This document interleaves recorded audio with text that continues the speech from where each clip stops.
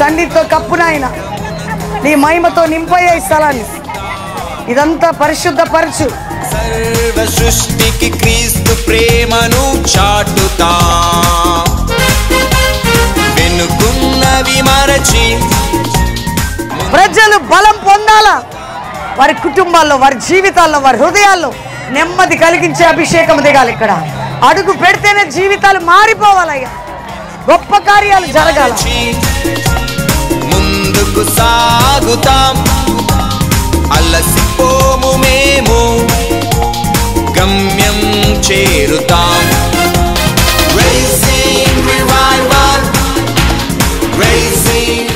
వాతావరణం నీ స్వాధీనం, పరిశుద్ధాత్మ అగ్ని, fire. This is end time revival. Raising revival. Raising revival. Raising revival. This is end time revival.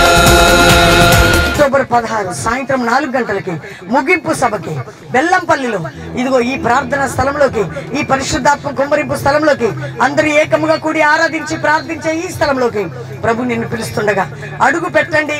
నీ చరిత్ర, నీ కుటుంబ చరిత్ర, నీ సేవ చరిత్ర, నీ ఆర్థిక చరిత్ర దేవుడు తెంచబోతున్నాడు. ఇది రైట్ టైం, రైట్ ప్లేస్.